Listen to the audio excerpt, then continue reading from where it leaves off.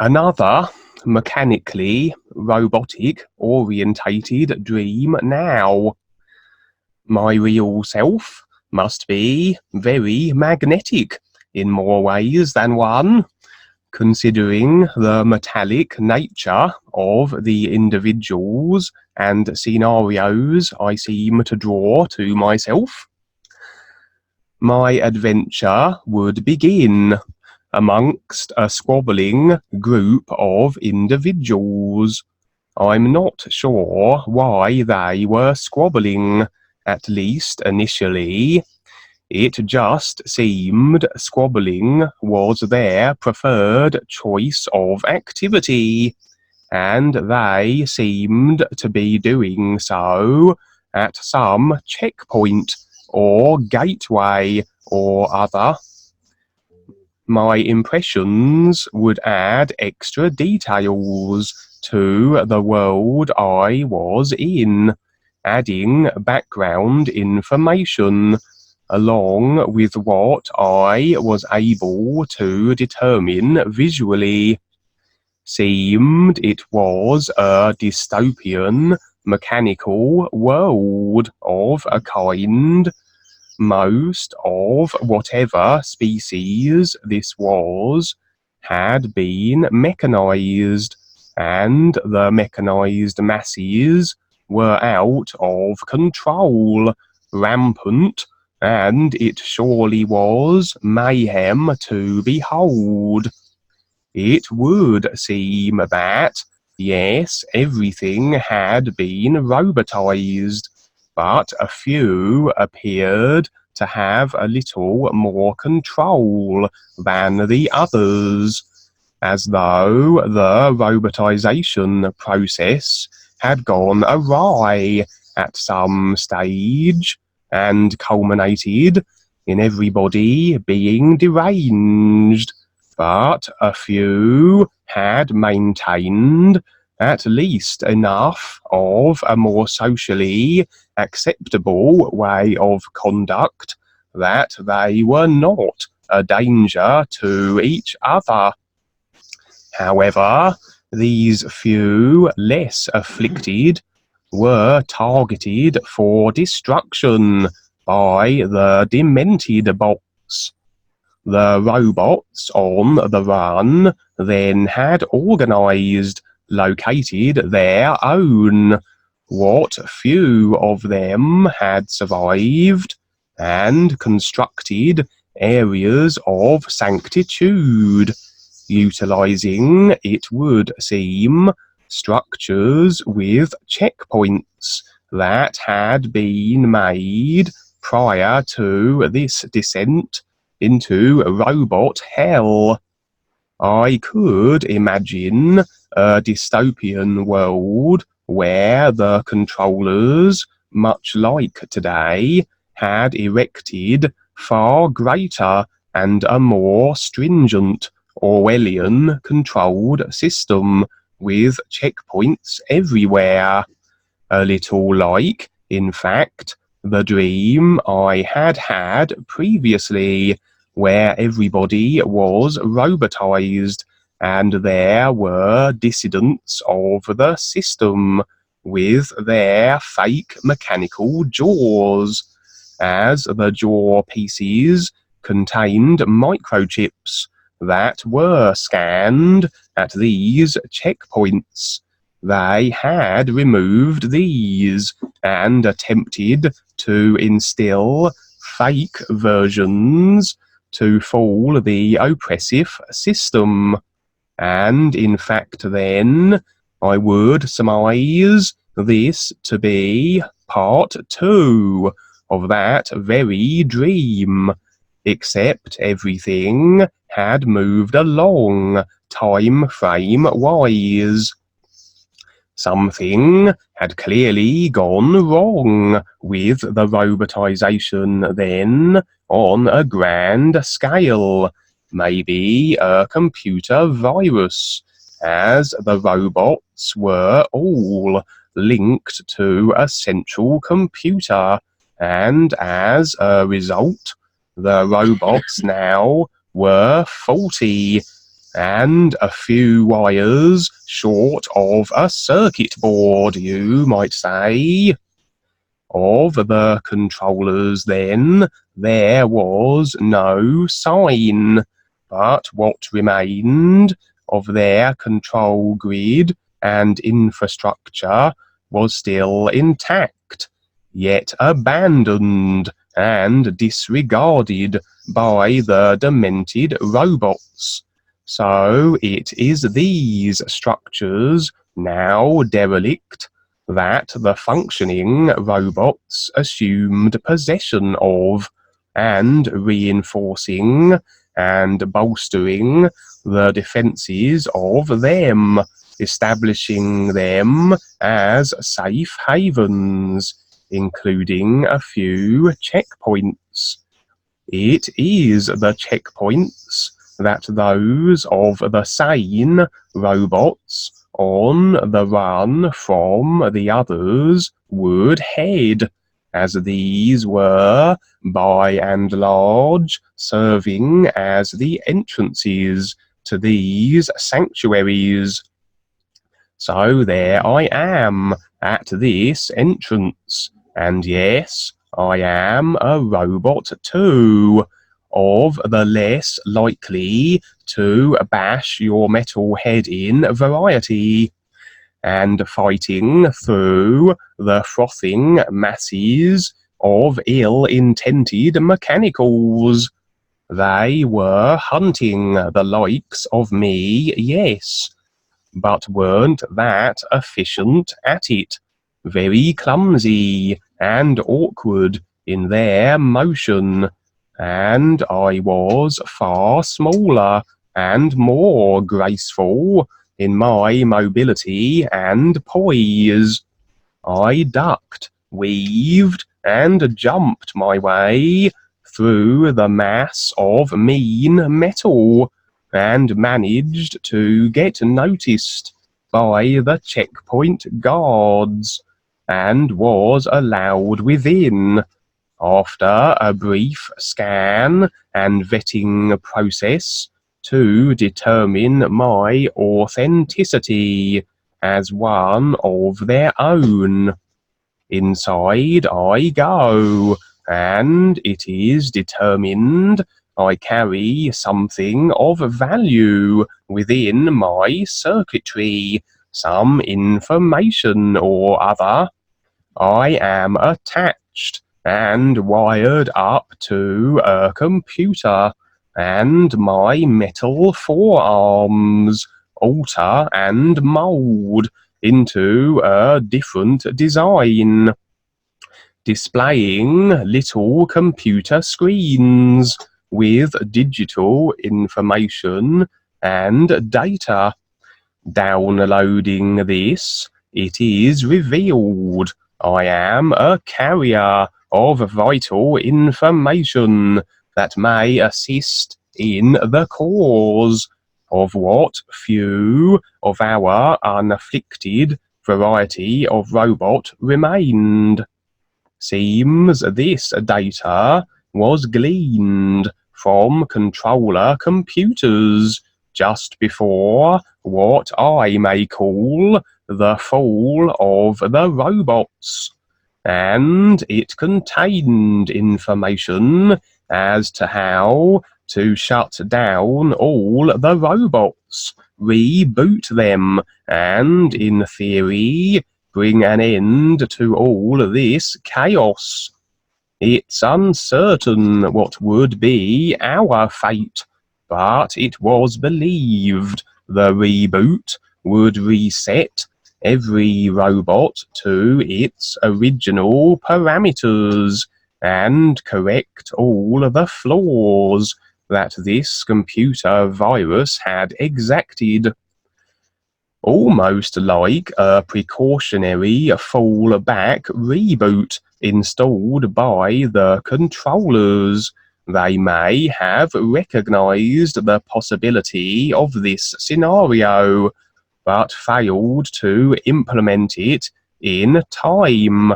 Maybe they were just in hiding, and this was a deliberate cull of the population. Very inventive a method, if this was so. Regardless, the technology that is linked to all robots must still be active, and this information regarding a fail-safe reboot available, and somehow I had acquired and downloaded it into my database. It, of course, wasn't as easy an undertaking as it seemed. When is it ever? There were several components, circuits, and such we had to secure, and it was with these we would be able to initiate a robot reset. For whatever reason, the circuits were in the keeping of these strange metallic monstrous creatures that dwelled deep in catacombs, heavily protected by robot creations who were not individual inhabited, but rather pure autons, whose function was to protect these circuits, as if the mighty monsters who had them wasn't enough. I'm uncertain if this was something the controllers set in place, or if it just ended up being this way, but there it was. So we embarked. A team was deployed to escort me to gather these circuits. Our mission: breach the defenses, eliminate all opposition, destroy the Guardian robot monsters, and secure the circuits. And then the circuits could be utilized along with my mechanical body and the data it contained to activate the reset. So battle commenced. We fought bravely, many of us perishing along the way. The journey arduous, the mission an almost impossibility at times. We had to go through mazes and complexes of tunnels, pass through underwater sections, and acquire keys from still further robots to pass still deeper toward our objective. The robots in possession of these keys, which were like small, greeny, yellow, translucent key cards that scanned at the sealed sections and allowed us entrance. These robots were like oversized robot rodents and put up quite the fight. I also had knowledge innate, or programmed in, of the route we must take, and of the tests and trials along the way, almost like puzzles to solve, that required we do so in particular ways and sequences.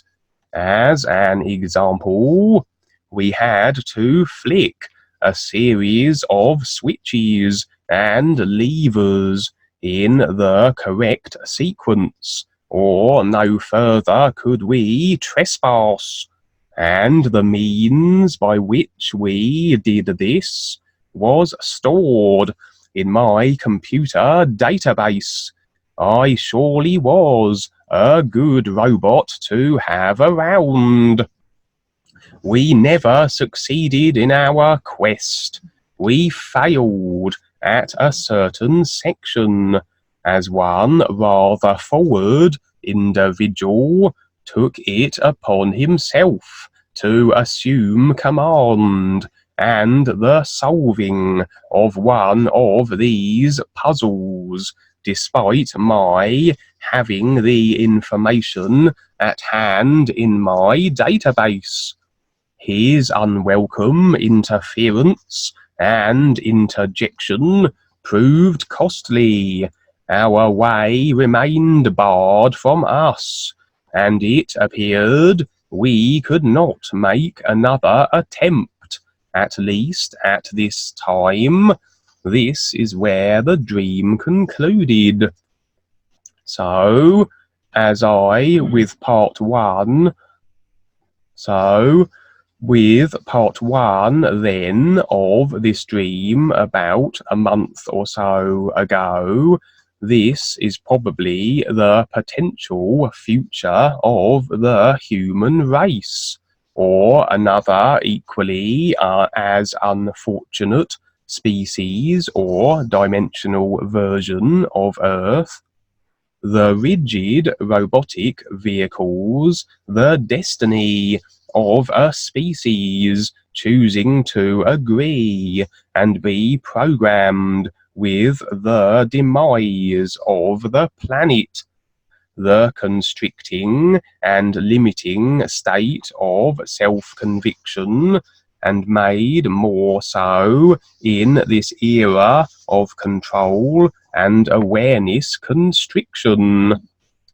The individual and collective created consciousness continually adding more self-imposed and agreed upon limitation to itself, layers upon layers, and tap lines aplenty, and the effect of all this is far more rigid and frozen vehicles and body forms, the robot form a reflection of such self-convinced, programmed and indoctrinated literalism on a mass scale.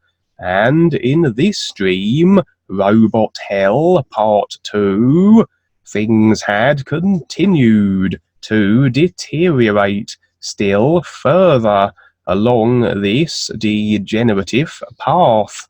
The robotic vehicles now malfunctioning due to the apparent flaws of such robotization if linked to central computer systems.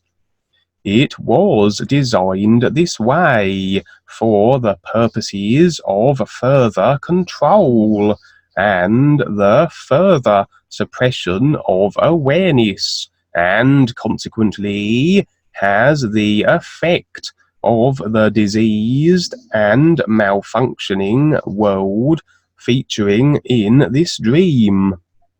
And still there were the rebels, as there were in the original dream, fighting a system they had agreed to and were the effects of, the idea being not to fight, rebel, or bring down the system, but to supersede it, to step around it through real awareness, or become the effect of the duality of creation. Not fighting the system in this dream, however, more so in pure survival mode, but still in a world of their own cause and effect making and having to deal with it.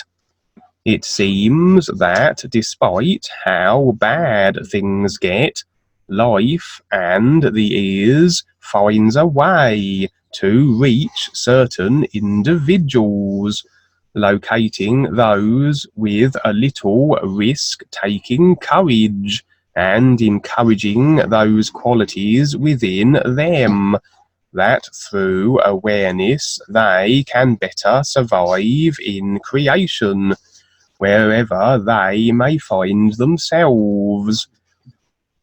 If the species were locked in controlled robot vehicles, yes, they would still, in theory, be a viable vehicle for experiencing the creation simulation, and technically could still become more aware and recognize their awareness, their real intent, and the is, though the controlling element's always a factor. Awareness will supersede the limitations of the vehicle or those imposed upon it, as whatever happens to our body vehicles, be it a disharmonious 5G distortion or to the extent of robotization, it has nothing to do with our real awareness and the real you that operates these vehicles. So always the potential to become more aware, even if through one's poor life choices and agreed upon restriction, one does find themselves in a dystopian robot world of chaos and metallic mayhem, as I can imagine that I and these other surviving robots were those who had enough of a connection to our real awareness that when the computer virus hit, we were affected, I'm sure, to an extent, but with our focus not solely on the vehicle, that we were able to align and view from the position of real awareness. We were less afflicted and able to proceed with our process. A little like how Dwayne suggests that with the advent of 5G, the new you song, and those standing real in the new nowness will be less affected by it, mitigating it to a degree. Also, the information I had in my circuits that would return the robots en masse to their factory settings and presumably place the individuals in, yes, robotic vehicles, but ones less twisted and distorted. It was along the lines of the knowledge of the is, those having the information and the sharing of it, resulting in the potential liberation of individuals from the restriction of creation, or at least providing them an opportunity to better position themselves should they accept and take it on. A worldwide wake-up potentially, affording people a better chance to recognize their real awareness, sweeping away some of the agreed upon created consciousness debris that obscures their connection to it with the robot reset. And that was the end of that one.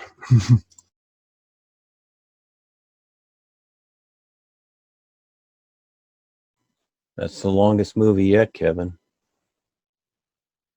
Yeah, it was a bit of an epic. That is epic, Kevin. Yes, and you're getting the big hint, Kevin. And so you've spent a lot of time there with what's going on. And yes, there are some interesting things coming up, very, very interesting. And that also the part the battle part, the first part of the battle that you were in. The battle is not a battle in the sense that, you know, the wars are fought and things like that. There's no battle, or like the old idea, the angels in heaven are battling and fighting the devils and demons and all that. Well, yeah, that's happening, but that's not us, because it's about awareness. But that's what the cabal and the dark forces want people to think, that there's always this battle between, you know, the so-called angels and the demons, you know, good and evil and all this stuff. But no, it's no, those are metaphors, but those are actualities, because you see them here, in other words. But it's all set up. Battles are all set up, just like the world wars were all planned, purposely planned. They just didn't happen. It takes a whole lot to start a war. You just don't, somebody just has an attitude and all of a sudden a whole war starts. No, these things are planned because they're takeovers. But the people involved in the first part of your experience there are those, some of the people with us, and that, yeah, through this process of what's coming up, because this is just what's coming up through free will, etc., because all creation is free will. It's not to where people think, well, God is controlling this, there are gods controlling this, and this will happen, and good will overcome evil. Again, these are ideas in creation. Creation is all about free will. That's it. That's it. So you can make up any little cute story, whatever, but that's it. But those are the people that, some of them are with us, or they're looking at us. And as this confrontation and as this reality becomes more in everyone's face, like it is now, with the world burning, with the forest fires, the HARP, the weather control, the GMO food, the 5G, yeah, it's all in your face.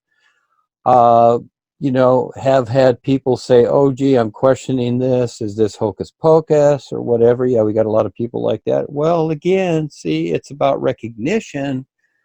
It's not about what you think. And a lot of people they come from religion because they had prayed and begged to the gods, and they expect the same thing with the new you. It's like, well, if I do the new you, will I get a better job, or will I find someone, or will I get a girlfriend, or whatever? And it's not about that. It's about becoming more aware. So the people in the battle with you are the ones that, they're only going to go so far.